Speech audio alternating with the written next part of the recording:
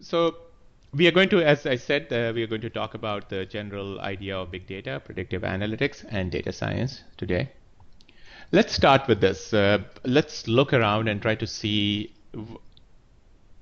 where is big data happening and where is data science. So it is really all around us. All of us are aware of the search engines. So if you look at this, uh, these search engines, they have been doing big data and data science work even before these became buzzwords, right? So the search results that you see, they are sort of recommenders or ranking algorithms. The ads that they show you, when they detect that your query is a local query, if you search for pizza and then or some other query that you search, and then they detect that it's a local query, they would show you some local ads. If you type in something, they might show you some stock quotes. So they have been actually doing big data and data science for ages now. It has been, I don't know, 20 years now. Insurance companies. Insurance companies probably have been doing data science even before. Data science and big data, they have been doing it. I mean, I don't know. I mean, again, big data is something that is subjective. I mean, how big is big?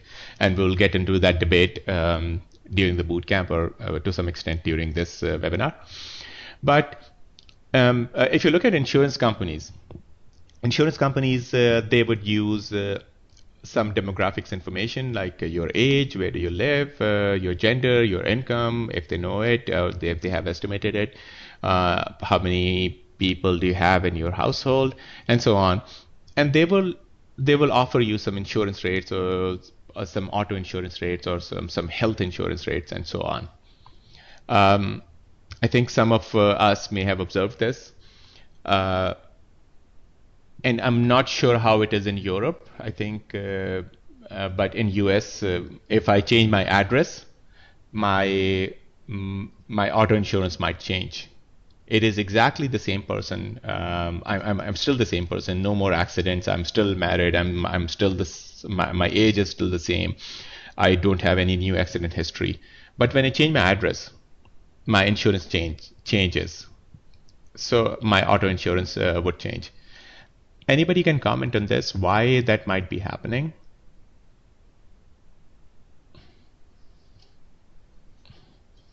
Any thoughts? Maybe local risk factor. Yeah. So what would be some of the risk factors?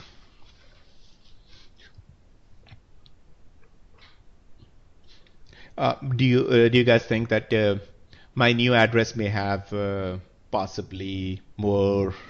There is a dangerous intersection cross street and nearby my new home, and there are more accidents that happen there. Mm-hmm. Right? Maybe there are more robberies or carjacking incidents there. That's possible, right? So, so insurance companies, they would actually take many factors into account besides. So it may not be strictly about your own. So, it may not be just factors related to you. If factors related to your surroundings, they might change. They would actually their predictive models or their models, they will give them different results, and then they would really enforce those different premiums and so on. Um, let's take another example here.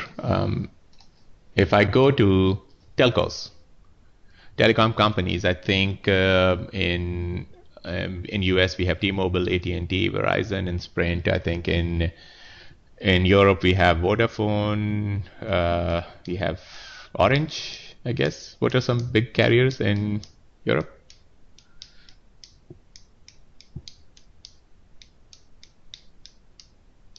So, anybody would mind telling me what are some big carriers in telecom companies in Europe?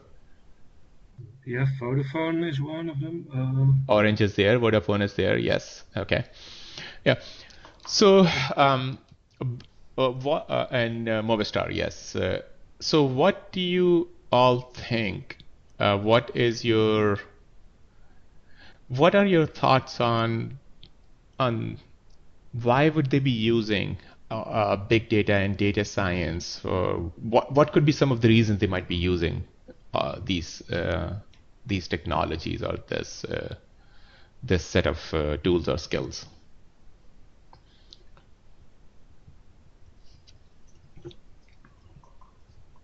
So I mean, it's okay to be wrong. I mean, so I want it to be very interactive. So please just give some feedback, and it's okay to be wrong. I mean, so but I'm very sure that you would have some intuition or some understanding of why they won't be using this. So why do you think telco would use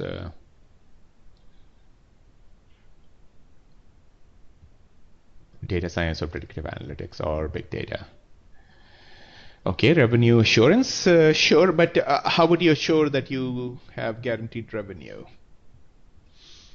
Um, so, I think we all of us would agree that these companies they would have all the call logs when the calls were dropped. How long were the calls? How many people were calling at any given time?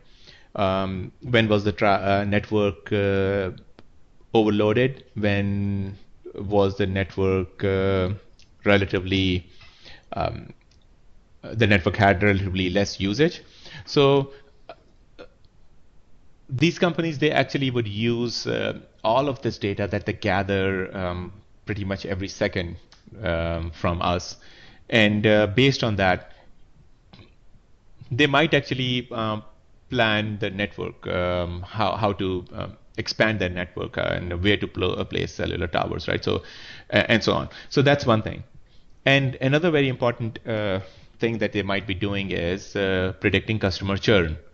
And when I say predicting customer churn, so what that means is that if I'm a T-Mobile customer, this company that you see, if you've never heard of it, T-Mobile, I'm a T-Mobile customer. So at maybe every day or every week, T-Mobile runs their predictive model and tries to see which customers are likely to leave them or switch to AT&T or Sprint or Verizon. And if they sense that I'm going to leave them, they are going to actually come up with an offer or try to make me happy and then make me not leave T-Mobile. So again, the same idea. I will ask all of you, what do you all think would do you first of all do you think that is it possible to predict that a given customer is going to leave the service?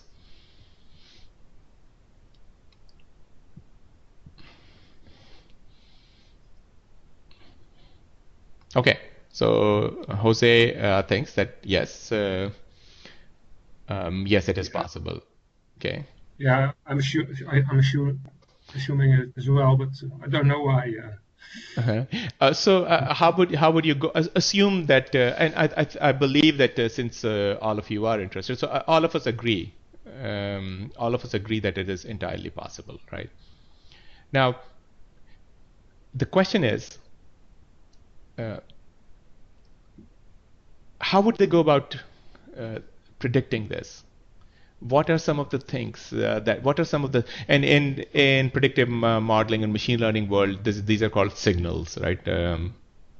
So that's the term that they would use. So what are some of the signals or what are some of the features that they would pick and decide, yes, I mean, if I know, assume that they are gathering all of the every piece of information about you based on your usage. What are some of the things that would flag a telecom provider that this customer is going to leave us? Maybe visit to the website of one of the others. But do you think they can track it? I think so. Okay. With Yeah. data. Yeah. I mean, so some good points in the chat window as well. If I'm changing, adding or removing services in the network, if my family career has changed, and I think another one, if you don't use your phone very often, if my usage pattern is changing. Yes, I think all of these, Marco, your point and other points, they are valid, right? So if what else do you think? So assume that you get hired by them and by one of the telcos, and they want you to tell, okay, these are 1 million customers, and give us a predictive model that gives us a rank ordered score or a score um, whether somebody is going to leave us or not. So, so yes, another one, customer service calls, right? So what about, would any customer service call would mean that the person is going to leave, or anything else about the customer service calls?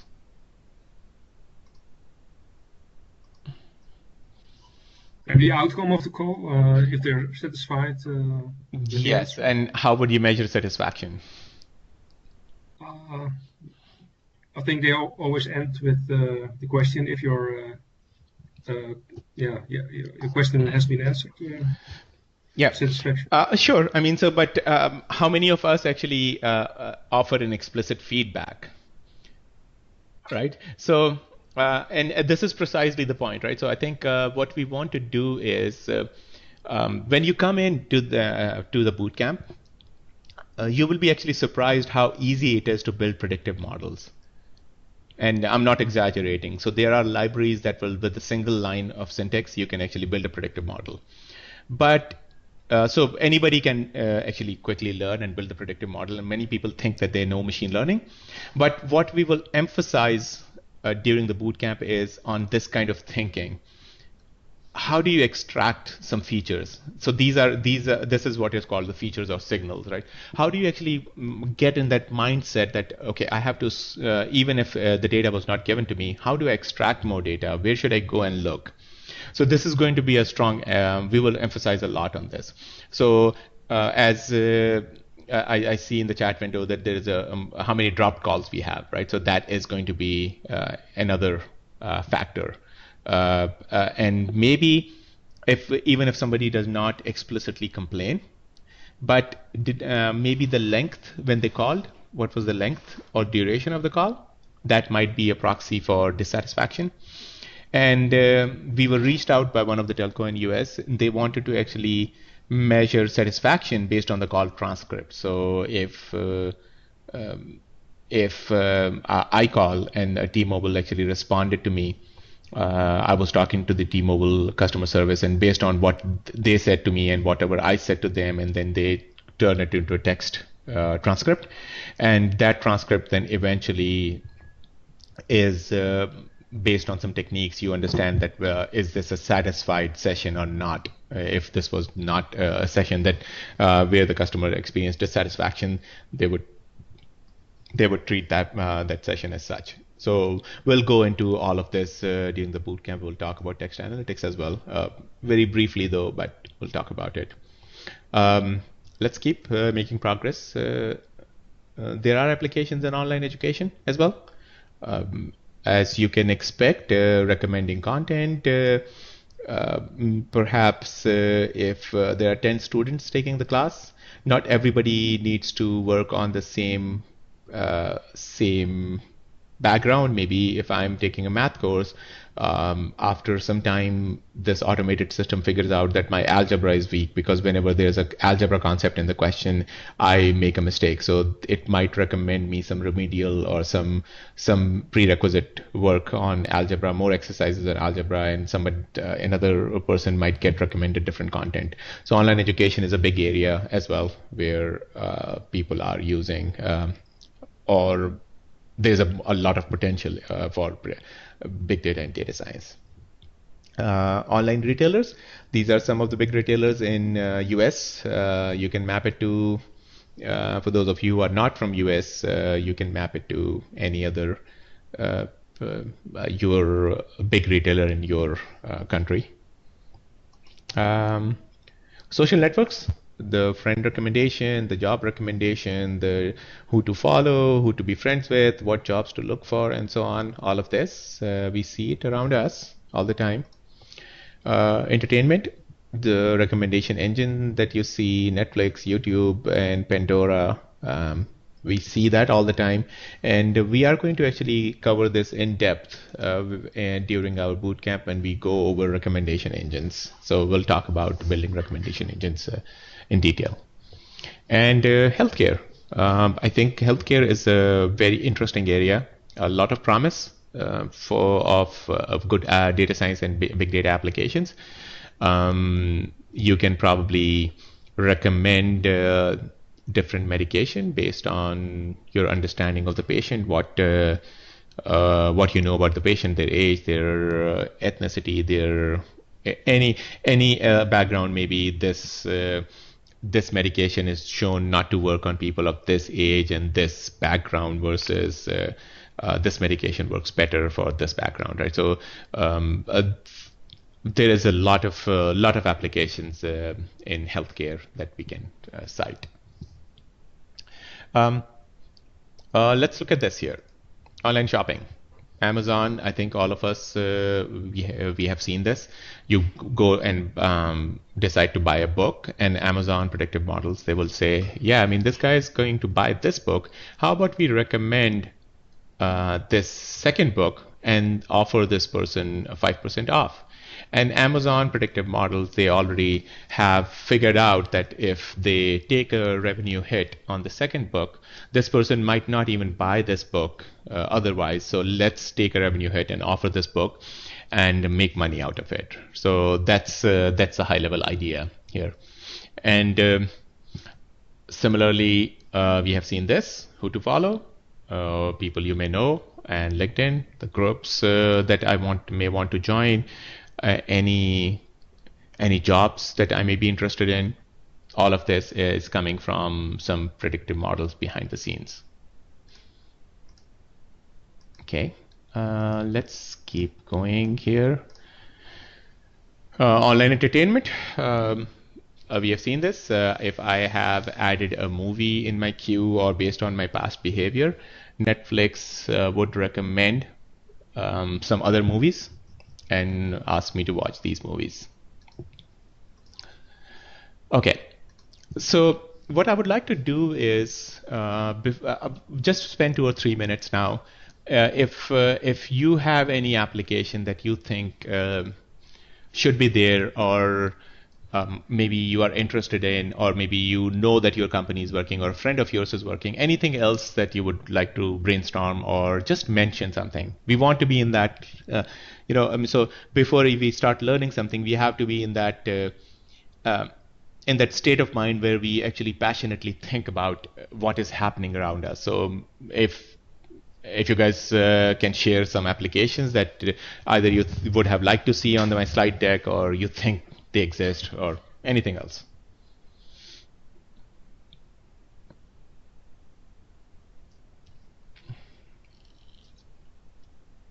Any other applications that you can think of?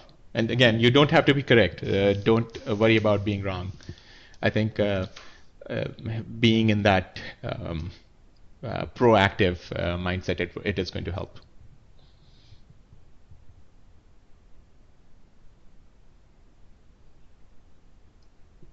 Okay, let me try to.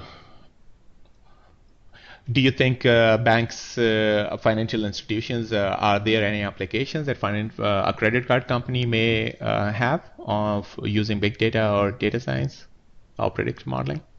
Any application that you could think in finance or credit card industry?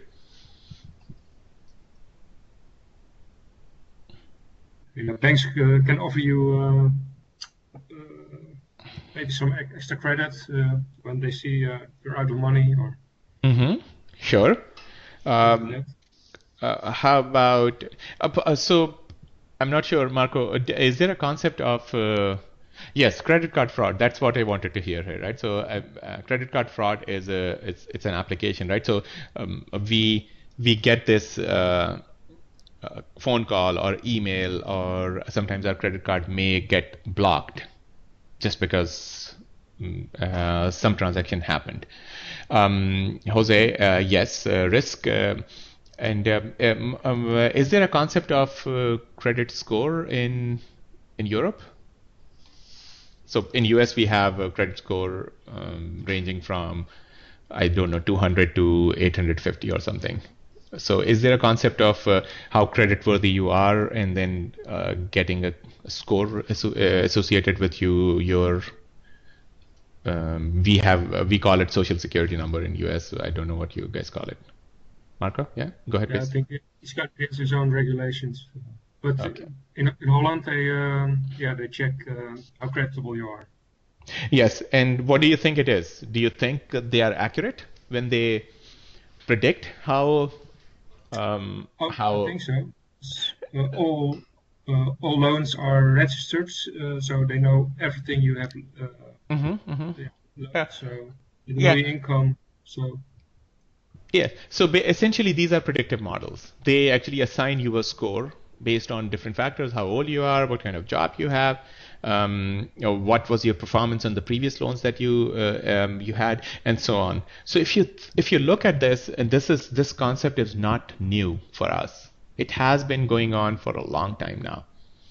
So what has happened is that now the data gathering has become so easy, and we are gathering tons and tons of data about every piece of machinery, every individual, every car, every Internet of Things device, every product on an online in an online store, every customer going into a grocery store. You just imagine, I mean, the amount of data that we're gathering now.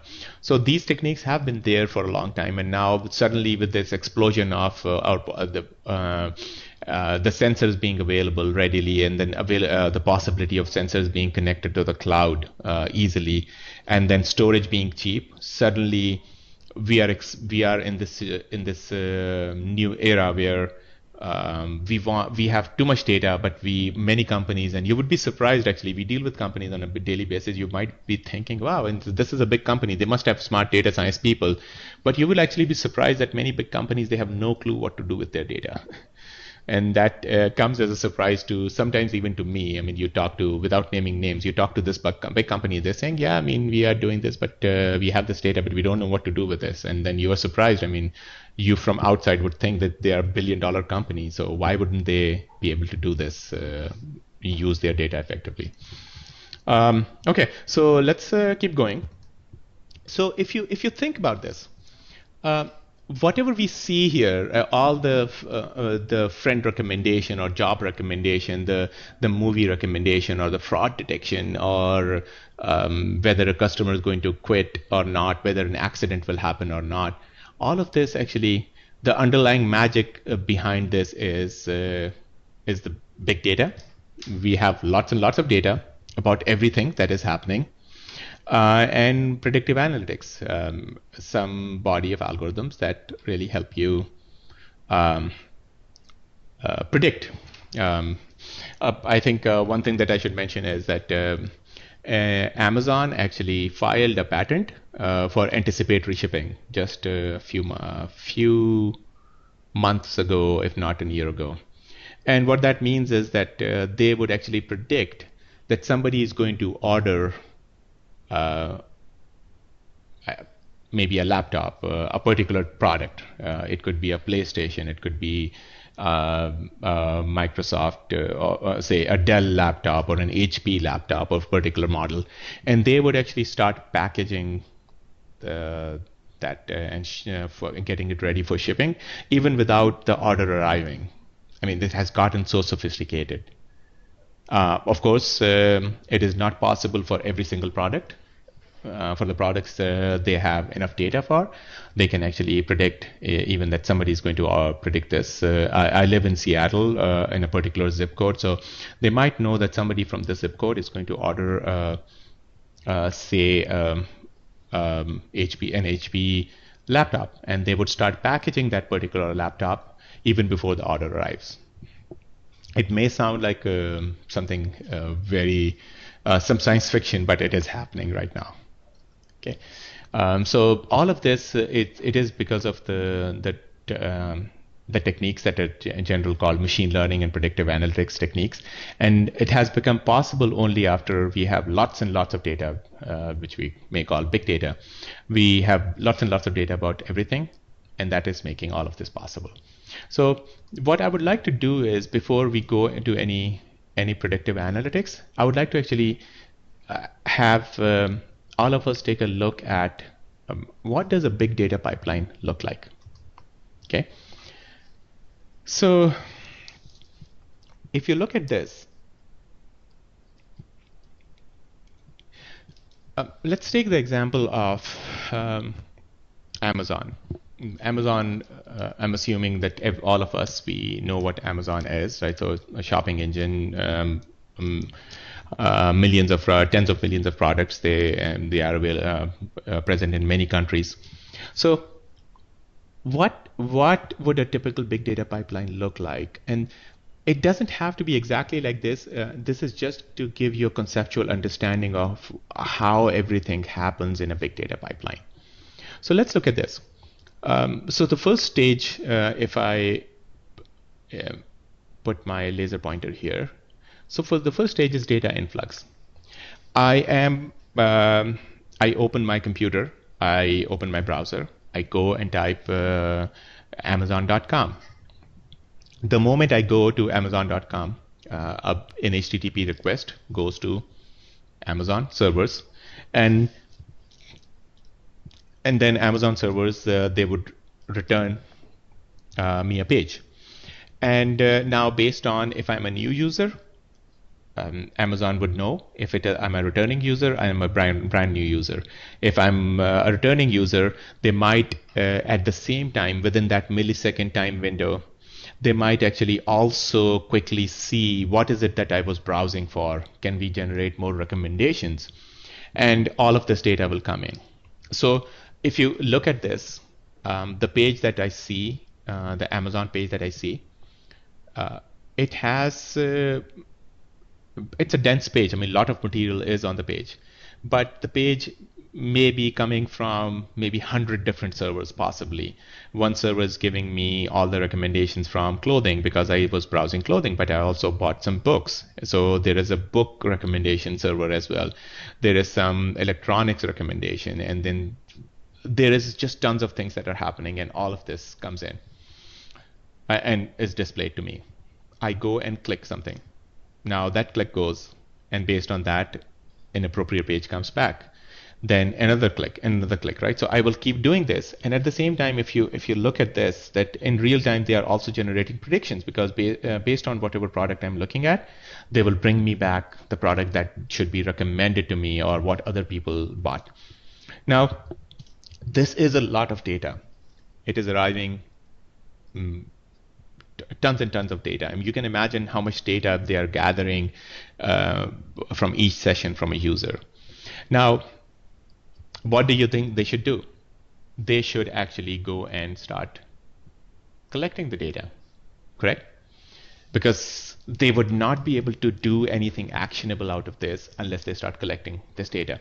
So it is entirely possible that, and this is actually how things are done, that all the pages, what was the content of the page, it might go and get stored in a different server.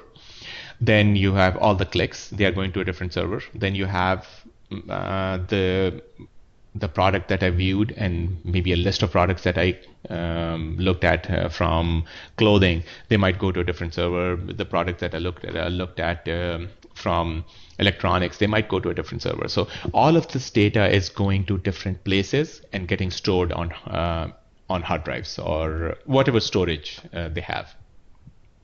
Okay, is everybody with me so far? I hope I'm not going too fast here. Please ask questions. That's the only way. I think the session being remote, unless I cannot see your face, so you have to really give me some feedback if this is making sense so far. And please ask questions. Is this clear so far? Okay, sounds good. Thanks, Marco. Thanks, Jory. So now, if you look at this, I mentioned to you that the clicks are going and stored somewhere else. The products that were shown to me, they were going somewhere else. Maybe my identity and my information, who I am, and of course they anonymize it based on, so they don't really save my name somewhere in the logs. But they would all this data is in different places. More so, it is not always humans who are coming and accessing their website. Sometimes it is some company that is trying to scrape their website for different product prices. Some automated computer programs that are just clicking on every link and trying to get what products exist on their web page or their website. So these automated traffic, it should actually be marked as such, because if you think about this, that this is not really human traffic, and it should be identified. I mean, we call them bots in the online services industry. We call it all of these bots because they are not really, they don't represent typical human behavior. So there's a lot of pre-processing that would happen. You will clean up, maybe some clicks were because of some bug in the code. They were, instead of one click, you logged 2 clicks. Or maybe some click was lost because of network issues. So some data cleaning will happen. Then after that, you will have a transformation stage where you will transform all the data, possibly merge the data from different sources and make it into a single data source. In some cases, you will put them in some big data warehouse. In some cases, you will push them into some traditional databases. So different types of different representations, because not everybody needs data in the same format. And only after that, once the data is transformed and this whole transformation is complete, you are going to actually do some data mining. You will discover these patterns. Okay, patterns as in, okay, who should be recommended what content, who should be recommended what movie or product, who is likely to be a bot versus an actual human, what news item should this person see, who's more likely to buy this product, what products are like another, how do you forecast the revenue, and so on.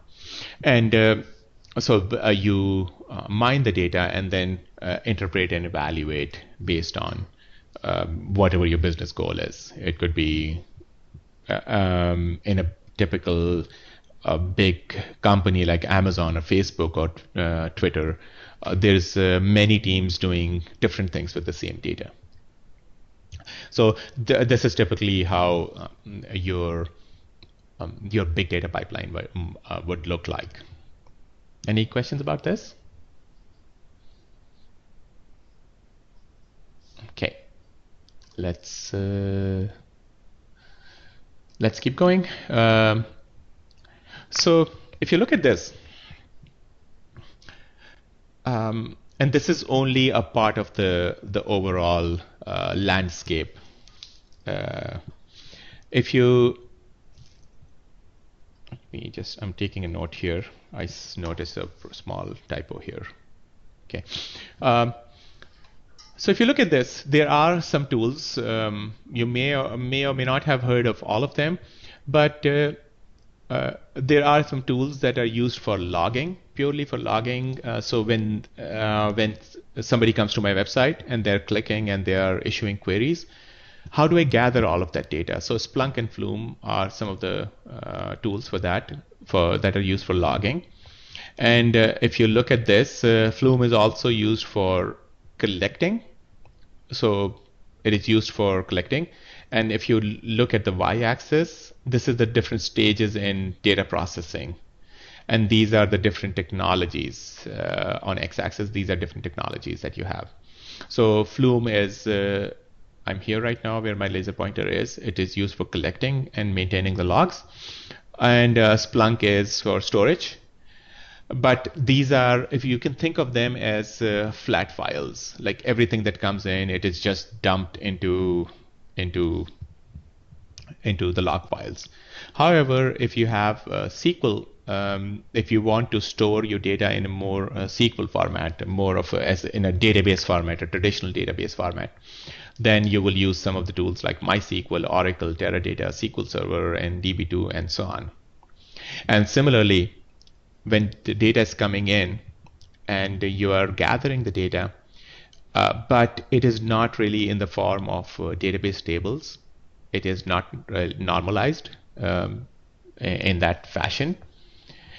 Then you would actually store that in a NoSQL format. And NoSQL is, you can say that you still use SQL-like languages, Hive and Pig, to access these databases, but these are on big data. So you can think of this as big data databases, and we will talk about this during the bootcamp. So right now, you should not even think about that. All of this, it will become more clear. It is just giving you an idea of the overall landscape. We'll go into the in depth about most of these things during the bootcamp. Then MapReduce. MapReduce, you can think of it as if you have to run something on a single machine, you can simply just run the command, and your data was say 4 gigs, and you have 8 gig of RAM on your computer. You run this processing, and then you were fine.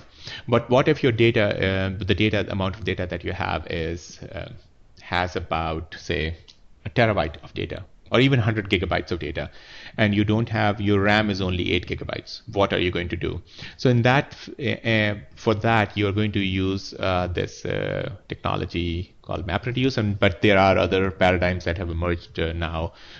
You may have heard of Spark. So Spark exists now, and there are other paradigms that are emerging, but in general, MapReduce is a more commonly known one. So MapReduce, Hortonworks, and Mapper, and Cloudera, all of them, they have tools for doing MapReduce on your data. And if you have to build predictive models or do some analysis work on, so if you look at the y-axis part, we are exploring, predicting, recommending. So if I go and overlap this here, so this is all the tools that you might be using for doing MapReduce, doing analysis and prediction and recommendation and visualization using MapReduce. And we are going to do R in detail. We are going to do Hive in detail during our bootcamp. We will not be covering Mahout, but our curriculum, our textbook has interesting labs that once you know R and Hive, Mahout is going to be just something that is going to be fairly straightforward. The lab will take you about 2 hours on your own after the bootcamp. And Mahout is a distributed machine learning library, and we will have that in our curriculum. We will not cover during the 5 days, but you will have the labs and to follow up on that. Now, so if you look at this, the real time. So I think if you go back, go a decade to a decade ago, it was a big deal if somebody knew MapReduce. It was a big deal if you can process big data. But no longer is this is a big deal, because there are some very simple tools that will actually let you handle big data. And people are actually, when they come into the bootcamp, they're actually surprised and shocked if they did not know that you can actually learn how to handle big data. Just handle. I'm not saying a deeper understanding. I just want to make it clear. But you can actually start running queries on big data in a matter of, if you have some basic understanding of SQL, or you have some background in programming, in 2 to 3 hours, you can actually create your own Hadoop cluster in the cloud and then start running Hive queries. So being able to handle a terabyte or 10 terabytes of data, it's not even a big deal anymore. Anybody can do that. But now what's emerging now is that, can you handle this big data in real time? So previously it might have, this was the case that you will gather data for a whole day and then process at the end of the day. But think about, let's take the example of Twitter. So Twitter gives you these trending tweets or trending hashtags. What about if Twitter gave you those trending hashtags the following day? How would your experience be?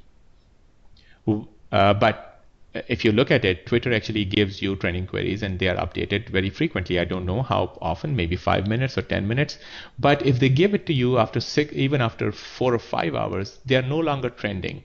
So imagine the number of tweets they get in a minute or in 30 minutes. Now, all of this has to be processed very efficiently. We are talking about real-time processing of data. And we are talking about real-time analytics here. It is not really exactly real-time as you can expect. Sometimes it's called near real-time analytics, but there are some tools that deal with data in real time or near real time, and we will cover one of the tools, and then you will actually build your own real-time analytics pipeline at the end of the bootcamp. And over here, analytics. For analytics, we have a bunch of different tools, and Power BI from Microsoft that should be here as well. There is other tools that exist for visualization. So when I look at this, so we are talking about analytics and we are talking about visualization. So that's what this means. I know it's a lot of material condensed into a single slide. And the bootcamp will actually demystify this. But the idea is actually to get you, just to make you look at it and start appreciating what is exactly happening. And the bootcamp is going to actually give you a solid understanding of this whole ecosystem. The bootcamp will take care of this. If you look at this, the science part. So we are going to spend more time on the science part, but we'll also do a lot of the engineering and management part. And you will, by the end of this, I think you will have a good understanding of what this. By the end of the 5th day, you will have a good understanding of, okay, what is all of this?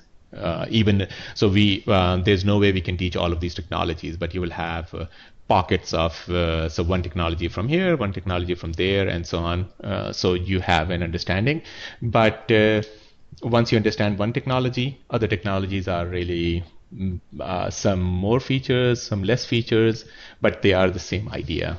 So the goal is actually to give you a bigger high-level understanding end to end, so you are capable of making decisions on your own, for your company, for your business, and you have a basic understanding end to end. Are there any questions about this? And as I said, I think please feel free to ask any questions. This is extremely important. Asking questions is very important. Okay, let's keep going. So we looked at this whole idea behind big data and what does a big data pipeline look like, and what are some of the technologies that exist, what are some of the tasks that are there for processing big data. Now we'll actually start moving towards the data mining and machine learning and predictive modeling side. And so there can be different types of data mining tasks. You can think of these tasks as, or some methods that we use. They can be descriptive methods, they can be predictive methods, and they can be prescriptive methods. And instead of going through the definitions, as I will keep repeating during the bootcamp, I'm not a big fan of definitions. I actually would try to explain things using examples, and the definitions will themselves make sense. So let's actually look at this example. You have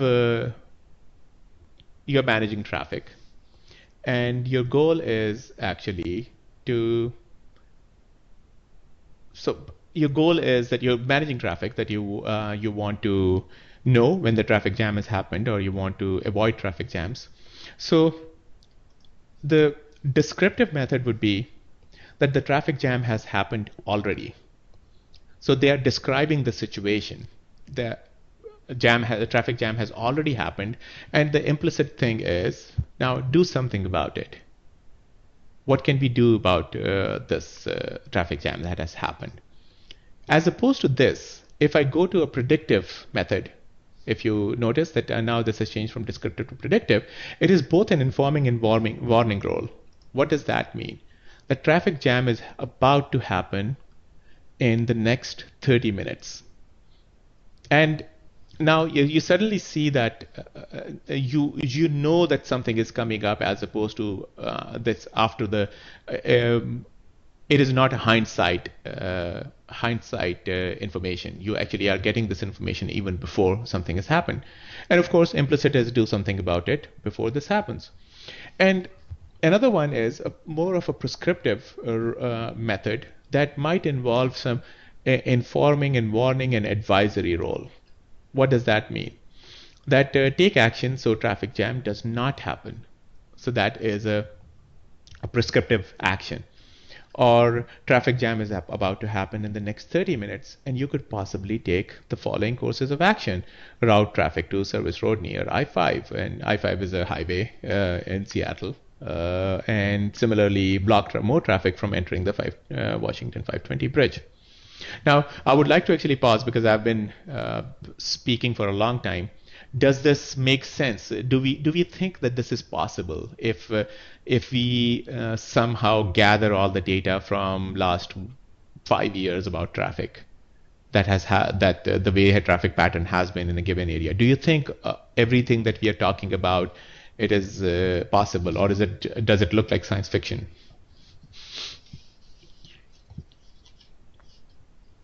I'm sure it's possible, but yeah, how to do it, it's science fiction for me. Yeah, so we'll look at But the absolutely, and that the how part. Yes, it is absolutely possible, and you would actually be surprised how easy it is now.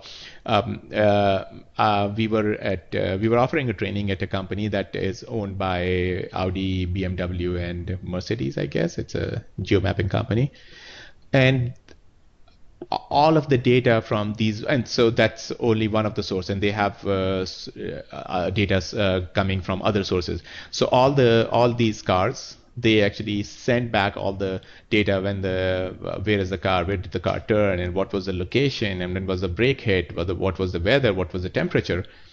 So all of these companies are gathering tons and tons of data, and the how part, we will spend 5 days, 50 hours. We'll spend that time on the how part.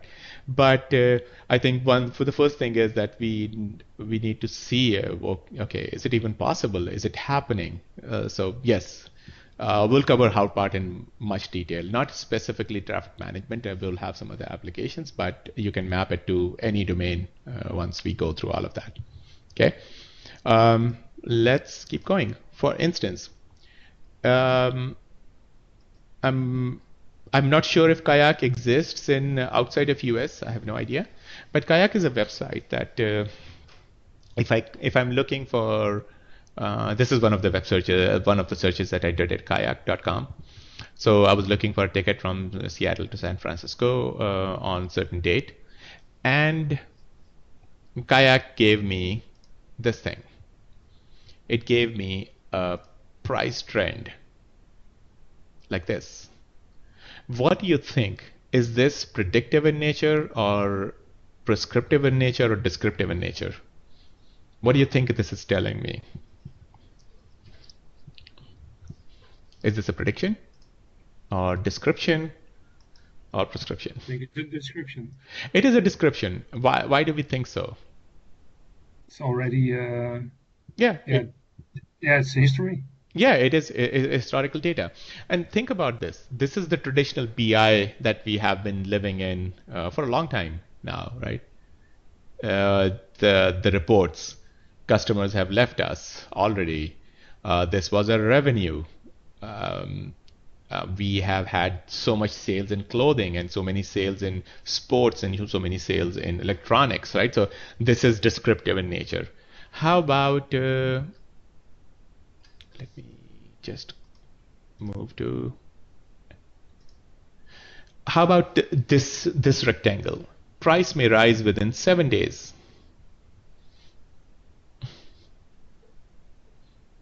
Is this predictive, descriptive, prescriptive?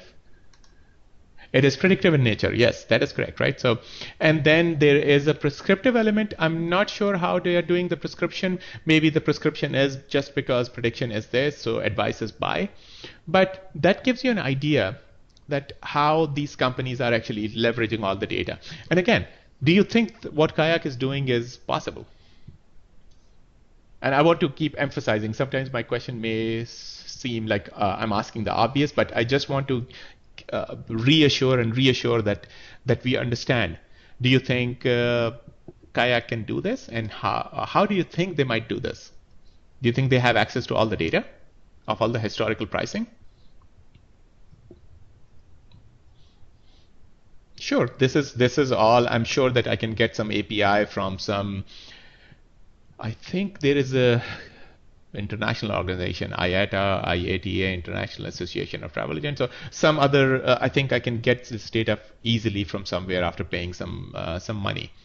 And then after that, I can look at some seasonalities, the names of the cities, what were the dates, what was the day of the week, what was the day of the month, were there any events around, and I can build a model that can give me an idea whether the price is going to rise or decrease, and so on.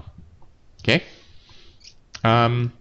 So let's take a look at once again this whole idea of descriptive and predictive and prescriptive analytics, and for a moment ignore the diagnostic and preemptive analytics. Now, as I said, descriptive analytics was our traditional BI, and now I'm not sure what is the background of the audience right now, but how difficult do you think it is these days to actually get this descriptive analytics? Most of the companies, most of the database database software, they really have all of these pie charts and bar graphs and trending charts and box plots and all of that built in. So if I want to ask a question, what is the attrition in last 6 months? Which customers have we lost? If I'm a business owner, I want to know which of the customers have we lost. It used to be a big deal again 25 years ago, but now most of the off-the-shelf database software, they would have all of these visualizations there. What do you think is the level of difficulty right now for this? Not much, right? So any off-the-shelf software, any database developer would just very quickly set this up for you. And the business value, of course, knowing it after it has happened, it is extremely important. But we can do more. And I will jump to predictive analytics right away before even going to diagnostic. I will come back what that is. But what if I was able to tell what will happen? Which customers are likely to leave in the next 6 months? Now think about this, that over here in descriptive, I'm being told that somebody has already left. In this case, I'm being told that somebody is planning to leave your service. Somebody is planning to switch to Vodafone or Orange, or somebody is planning to, from Amazon, somebody is planning to switch to Azure or some other company. So there is clearly more business value here, but at the same time, the difficulty level increases. And if I go all the way to prescriptive analytics, it also not only that it is giving me an idea that it might happen. It is telling me which customers might stop if we try. More of a what if scenario. What if we do this? Will this help us mitigate the situation? Okay, so if you look at this, the descriptive analytics is mostly about information. And then as we move along these lines, we are talking about insights. We have more insights into what has happened and what might happen. And then if we go beyond, the difficulty keeps going up, but the business value also keeps going up. And if you look at the diagnostic analytics, if you think of diagnostic analytics, it is something that our traditional data analyst and business analysts would do. something has happened already. Now, why did we lose the customers? Even though we don't know which customers, we did not know in advance, but at least if we understand why we lost the customers, we can probably avoid that thing in future. So in this case, in predictive case, we know beforehand. In this case, we understand, we diagnose what was the reason. Does it make sense? Does it make sense to everyone? Okay, great. So you can see, and our focus is going to be strictly on, I think we'll spend most of the time in the course. We'll learn some diagnostic aspects of things, and descriptive, I think we'll see that. Most of the focus is going to be around predictive analytics during the course, and we'll also understand actually diagnostic analytics. We'll understand that, but mostly I think the more common term is predictive analytics, and that's what we should be focusing on. Okay. So in the next few slides, I'm going to talk about some of the techniques that are used for data mining and predictive analytics. And the goal is actually to make you aware that these techniques exist. We are going to cover all of this in depth during the 5-day bootcamp. So if you have questions, please feel free to ask, but don't assume that this is all in these techniques. So we will actually spend a lot of time diving into the finer details of each of these techniques. It's just to get the point across, make you look at them, so you already start thinking about them, and by the time in 2 or 4 or 6 weeks, whenever you are attending the bootcamp, when you come in, you already know what it is and you have thought about it, and it is not something brand new for you. Okay. Now, let's look at this example. We're talking about classification now. And classification is a simple data mining or machine learning or predictive analytics task. And what classification does is that it will tell you, it will give you some distinct outcomes. For instance, if you want to predict whether a transaction in a credit card is a fraud or not a fraud, it is a classification problem.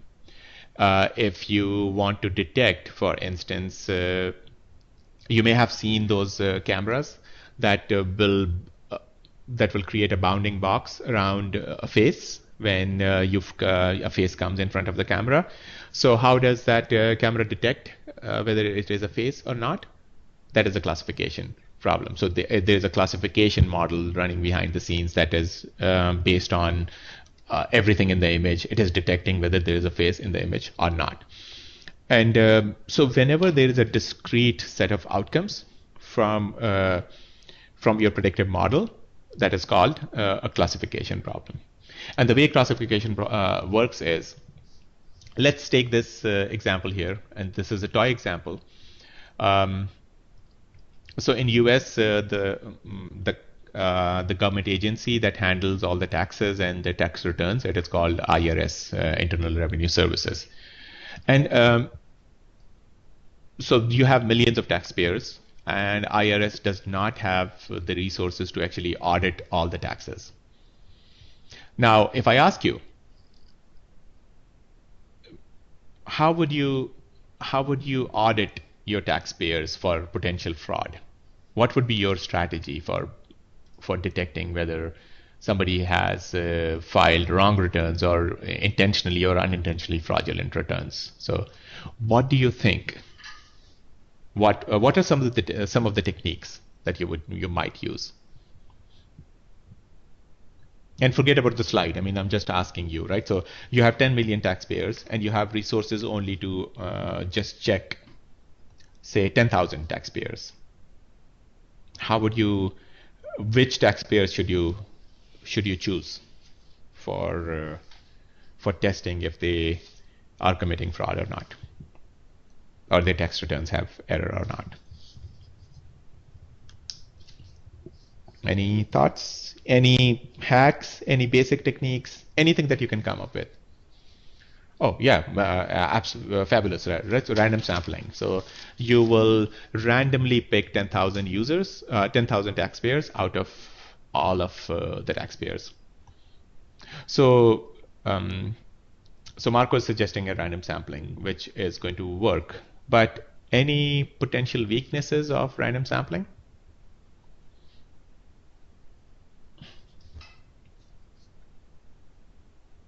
And I'm saying random would work, but any potential weaknesses?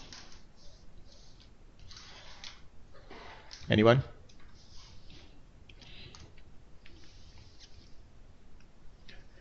Do we think that random sampling will catch um, a lot of frauds? Or is it if we take a 10% random sample, don't we think that it will only capture 10% of the frauds? Or if we do a,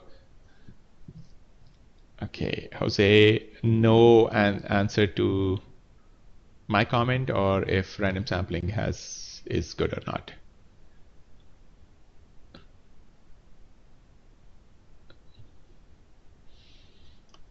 Okay, yes. So random is, it will work, but it will not, it will only capture a small subset of uh, of potential frauds. So random will work because there's not much you can do, but yes, better to search for a pattern. Absolutely, right? Some sort of selective sampling. So what if I do this? I I am looking at the this year's taxes, but for last 20 years, I know who cheated and who did not, right? So I will have some historical data. So assume that this bigger table that I have here, this is my historical data. And the historical data tells me when somebody requested a refund, meaning that they overpaid taxes, and their marital status was single, and the taxable income was 125K, they did not cheat. So this was one of the taxpayers in the past. Then I have another taxpayer who did not request a refund. He was married and 100K, he did not cheat. And I keep going, and the fifth taxpayer, he cheated. Then the sixth one did not. The seventh one did not. The eighth one actually did cheat on their taxes. So this is my historical data. And if you look at this, refund is a categorical variable, marital status is a categorical variable, and taxable income, it is again a continuous variable. It's a number, not really a category. And whether somebody cheated or not, I can call it a class because owing to the word classification, but it is a categorical variable. Now, if you look at this, can I find a pattern that can tell me if refund is this and marital status is this and taxable income is this, the person is going to cheat? This is what we call classification. Based on some historical data, it could be categorical, it could be continuous. I am coming up with a model, a predictive model that will give me, for future data, it will give me an idea whether somebody is going to cheat or not. So if you look at this, all of this data is there, and we will push this data into, and we call this historical data the training data or the training set. And once we have the training set, we will bring in a machine learning algorithm that takes all of this data and learns something which is called a machine learning model. And once we have this model, for any new data that I don't know anything about, I can take this, call it the test set, I will give it to the model, and once we give it to the model will tell me whether the person is a person likely to cheat or not. So this is an example of classification, and we will deal with classification in depth when we do it during the bootcamp. We spend a lot of time on classification. This is just a high-level idea. What is a training set? What is a test set? What is a model? What is and what is a classifier? We'll get into that during the bootcamp. Any questions about this?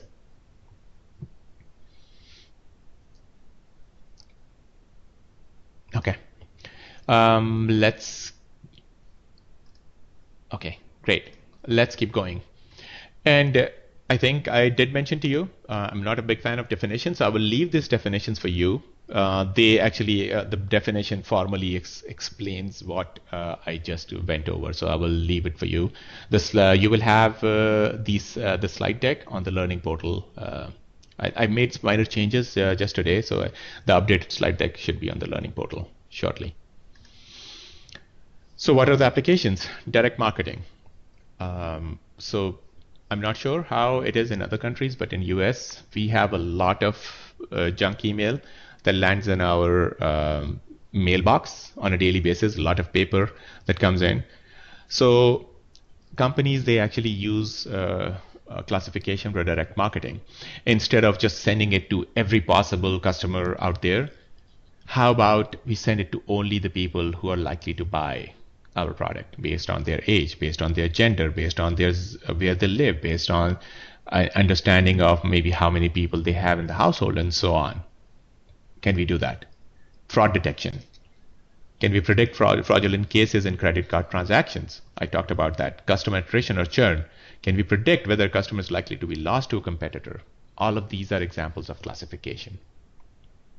Okay. There is another body of techniques that we will cover in depth when we come to the bootcamp, but I'm just mentioning them because knowing them is important. So what we do in clustering is that we think of so computers, they only understand numbers. So if there is any text, it has to be translated into numbers. If there is a characteristic, my gender, it has to be translated to a number. If the color of my car, it has to be translated to a number. So computers, they understand numbers. So assume that these are some data points that we have. Each of them could be a news article. It could be a human, a customer. It could be a car. It could be just anything. So these are the same types of objects. We converted them into numbers, and now we are representing them by X, Y, and Z coordinates, right? So X could be their age, Y could be their income, and Z could be the amount of money that they spent on our website. Okay. So now, the idea of clustering is that once you come up with this numeric representation, how do you combine the ones that are close to each other or that are similar to each other in one group and the ones that are not similar to each other into a different group? So this is the high-level idea of clustering.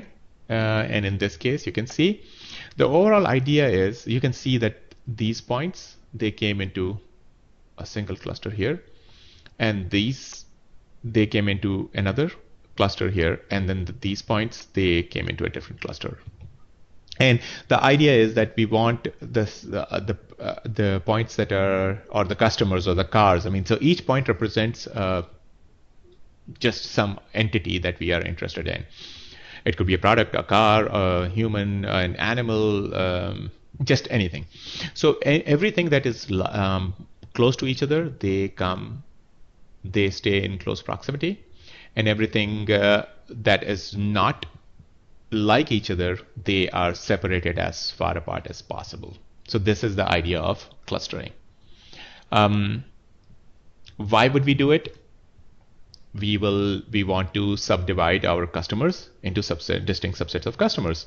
So I have this toy example, I have 9 customers, but not all the customers are the same. Maybe these 2 customers, they are my high value customers. I want to give them more attention versus these customers that are not high value customers.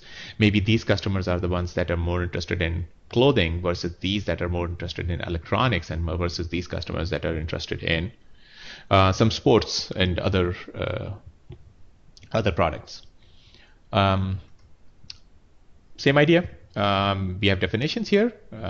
I will let you take a look at the definitions. We'll cover clustering in detail when we during the bootcamp, but this is just here to give you an idea what clustering is.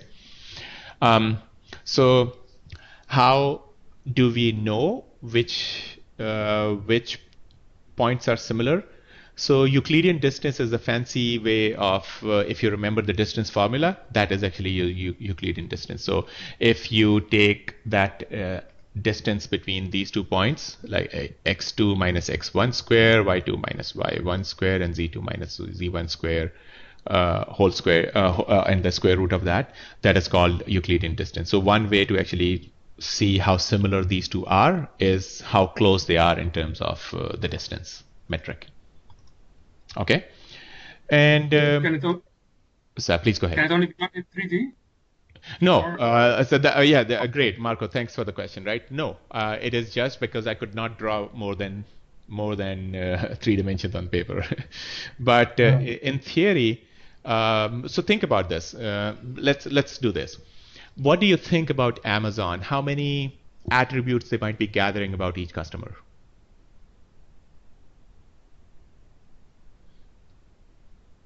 Hundreds, if not thousands, maybe hundreds, right?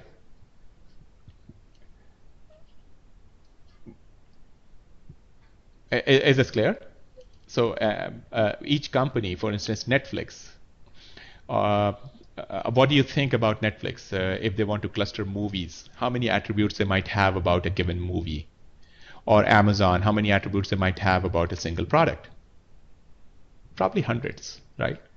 So if I have 100 features, this will become a 100-dimensional space. It is going to be, but the idea remains the same. You will still take the distance in the same fashion. Marco, does it answer your question? Yes, it does. And can you also find the strongest clustering? Now, when you say strongest clustering, what would that? The best prediction. Yes, and clustering, it tends to be ad hoc. I think you're referring to whether 2 clusters would have been good enough or 3 clusters would be better, right? Mm-hmm. Yes, we will actually talk about that. How many clusters are good, and because we'll spend about 2 hours on clustering itself and some exercises there. So yes, we will get into that when we get to clustering. Actually, we'll use k-means in class. Okay. Okay. So let's look at this. For instance, if you look at clustering, so think of Google News. Google News actually, when you see, or Yahoo News or MSN News, right? So now when they're clustering all the documents, nobody actually goes and manually puts each document to different categories. So what they might be doing is that each document might be converted into, based on the number of words that are occurring and based on the other things, other language features, you will convert them into a vector. Some x, some y, some z, some x1, some x2, some z, z2, and so on. So you have these numbers. And now what you will do is any document that is close to, so you will create this clustering, and then if a new document comes in, you will compute the distance of the document from each of the clusters.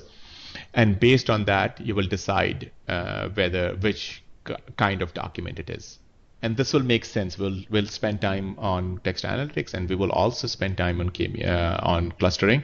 So it will make much more sense. But at high level, can we visualize this? And sometimes I think when you're looking at this for the first time, I think my understanding is that the people find it hard to actually visualize how can text become a text document converted into a number. But this is what I want to convey.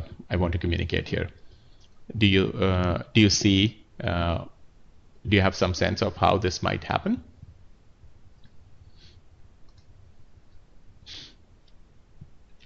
Okay. So I'm assuming that the answer is yes. So let's keep moving. Yes. Thanks, Jose. So there is another aspect, which is association analysis.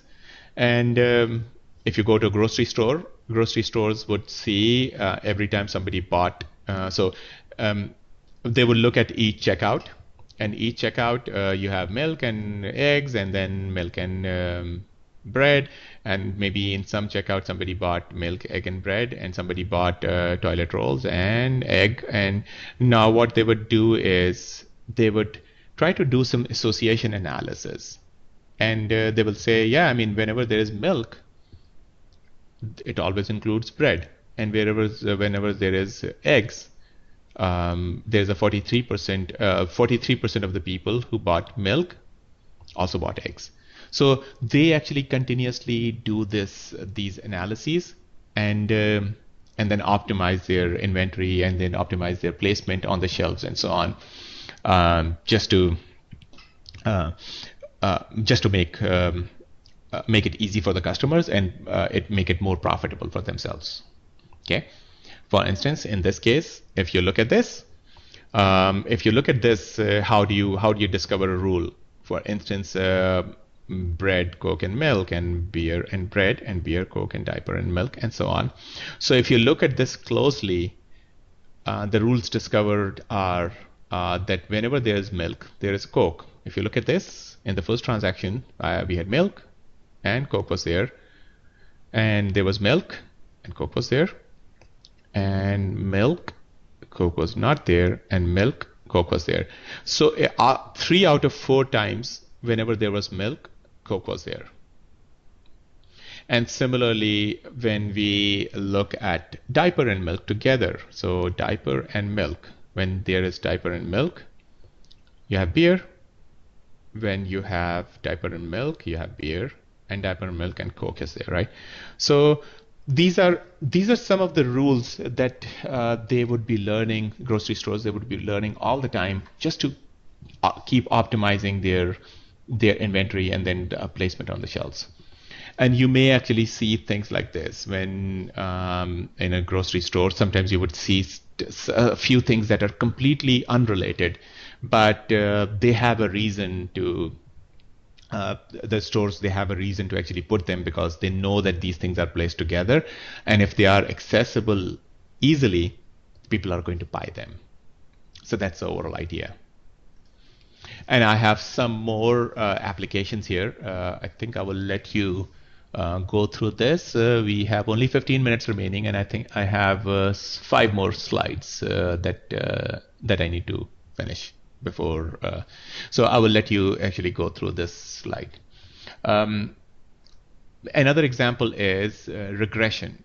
And regression is when we are predicting instead of, so if you know classification, we were using a few variables, a few features, and predicting whether a yes or no answer or face or non-face answer. But in this case, we are predicting a continuous number. So this is an example from Zillow. I will zoom it out. Can you guys see the numbers on these houses? Okay, great. So Zillow is a website that actually gives us, I don't think it is in Europe.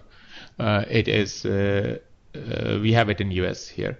So what they do is they would take the maybe the crime rate of the house and possibly how good is the school system in that nearby area. Were there any foreclosures or not?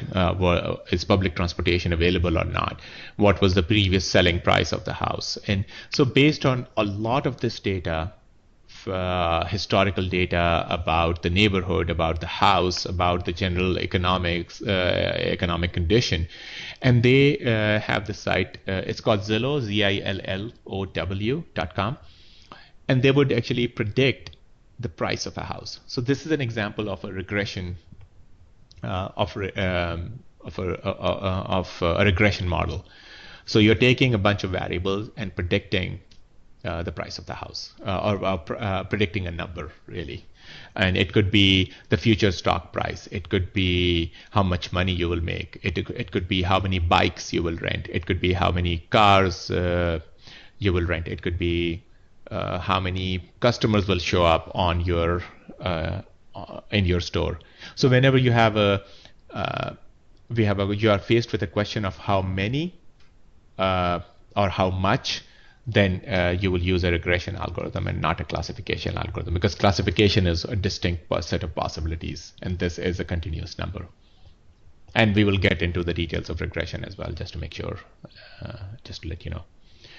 So regression is as simple as this, right? So for instance, in the past, so think of x as some variable, say the number of rooms in a house, and the price of the house is y. So based on the historical patterns, you're trying to predict what would it look like, what would be the price of the house. But in real world, it may not only be the number of rooms. It could be another factor, which could be the covered area of the house. It could be the previous selling price of the house, and so on. Okay, we'll get into the detail of this during the bootcamp. And another example, if you look at this, so when you go on a website and you search on a search engine and you enter a search query, these search engines, they actually predict the probability of click, whether an ad will be clicked or not. And based on those probability of click and some other factors we don't want to get into, they will actually show you the ads in a particular order. So they will keep the ad with the highest likelihood of click on the top, then the next one, then the next one, and so on. So if I ask you this question, what features would you consider about an ad? So if I'm searching for dog food, what ad should have the highest probability of click? If you were to build this predictive model without knowing anything, right? So I know that you don't know regression yet, but what are some of the things that you will care about?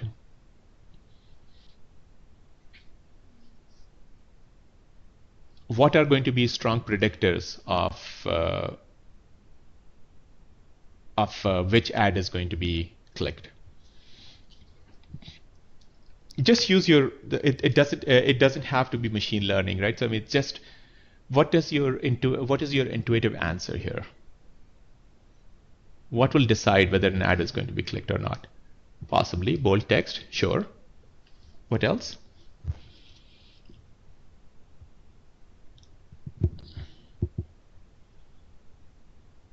Exact match, yes. Mm-hmm. So for instance, if I'm looking for dog food and then it shows me I don't know, bbc.com, it wouldn't make sense, right? So there has to be a semantic match between the query and the ad itself.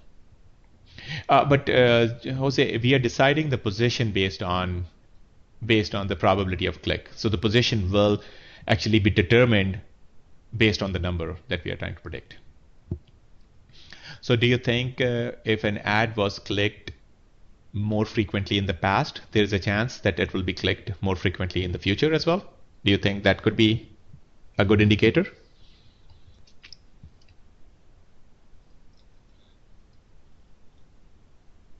Okay. So yeah, so I think we'll probably get into this example again when we look at the regression when we look at regression examples later.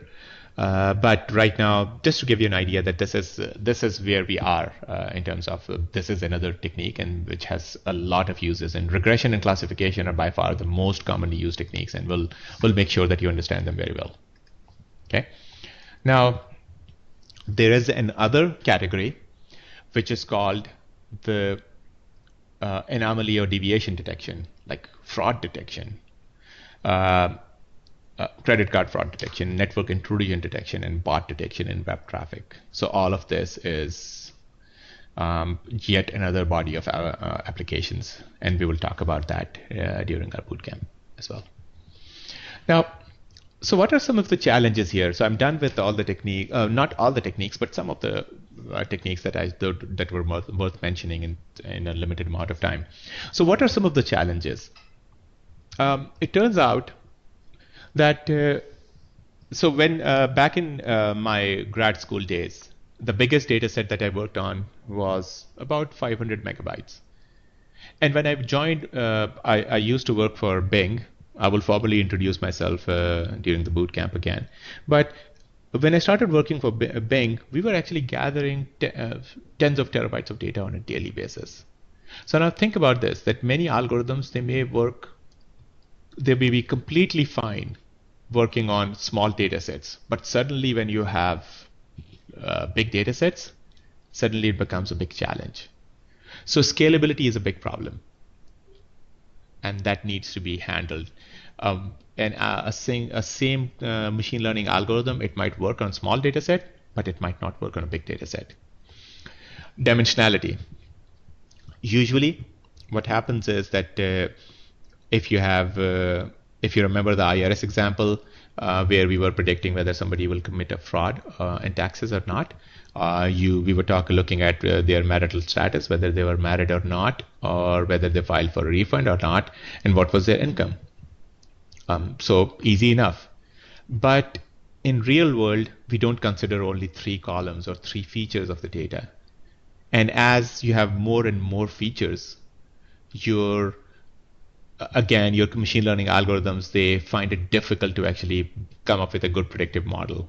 So that is the number of features or number of different factors that you're considering for predicting something. That also is actually that impacts you. That's a big challenge in data mining. And the third thing is complex and heterogeneous data. Not everybody has saved the data in the format that you like.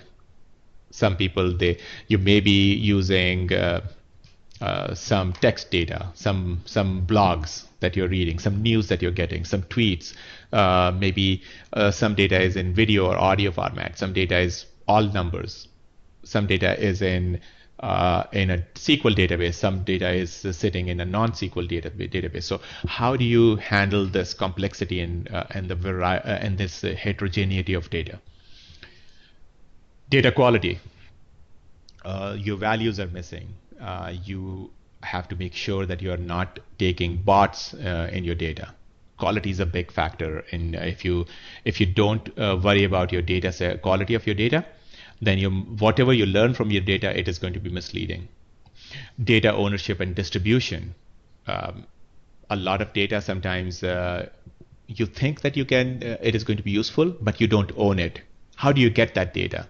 It could be some other division or some other team within your company, or it could be completely some other third party. How do you gain access to that data? Do you have to pay? How much do you have to pay? And if it is someone within your own company, how do you get access to the data? So these are some real challenges that you will access. Privacy. What is some information that you can or cannot use in the data? Because there are many things that may give you, they may be very useful, but can you collect that information or not? Or if you're collecting, can you use that information or not? And the reaction time. You have an awesome machine learning algorithm that predicts frauds, but your company wants to detect frauds within 5 minutes of them happening. But your machine learning algorithm, the way it is set up, it takes a day to come up with this, whether something is a bot or not. Reaction time is important, right? So it is not just whether you can do it or not, how quickly can you do it? So that's another challenge, because now we are not talking about 1 or 2 or 5 megs of data. We are talking about hundreds of terabytes or maybe possibly petabytes of data. How do you process that data and react in a finite amount of time? And there are many other domain specific issues, and we will actually keep talking about these throughout all 5 days. Any questions about this before I go to, I think the next slide is the last slide and we will be done. Any questions? Okay, great. Okay, so there is this concept of 5 V's of big data. So you heard me saying velocity and volume and all of that. So what are 5 V's of big data? So volume. I think not too long ago, the data that we had, the biggest data sets might be gigabytes, if not 100 megabytes. And now we are talking about huge data sets. So we have terabytes to exabytes of data that we have to process. And there is a velocity aspect of it, that the data is in motion. It is not standing still. It is continuously moving and arriving. Think about that you're predicting, say, stock prices based on many other factors. You are also incorporating the current stock prices and any social media activity, any Facebook activity around that stock, or any Twitter activity. The data is coming in at high velocity, high speed. How do you ingest and handle that data? Variety. Some of the data is structured, some of the data is text, some of it is audio, some of them is numbers and multimedia.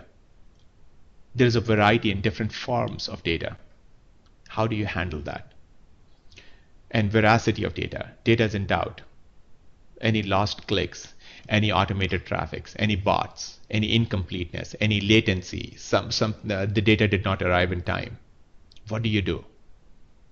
And the data value of the data, is all the data equal or not? Some data may have more information, some may have less information, some may have more insights, some may have less insights.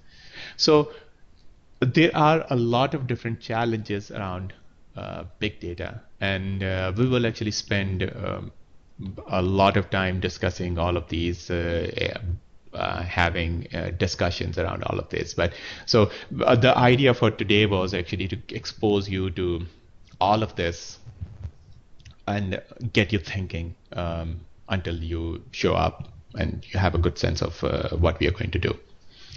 And that's about it. I think this is that's all I have for today. And if you have any questions, I'm more than happy to answer the questions. You should have a few more webinars coming. Please make sure, if you can attend in person, do attend them. You will have the fundamentals of data mining coming up, introduction to R, and Azure Machine Learning Studio, and Amazon Machine Learning. All of them will happen. And in case you cannot make it for whatever reasons, try to make it in person. But if you cannot, please make sure you watch the videos. And for some of those webinars, there are some quizzes as well that you have to, I mean, you're not required to, but doing them will keep bugging you, will keep reminding you to do the quizzes. So that gives us a good understanding that you have reviewed the material before you come in, because it will be much more beneficial if you go through all the content before coming in. So I'm here to answer any questions. Please let me know. And if not, I will just hang up, and the video will be available by later today on the learning portal.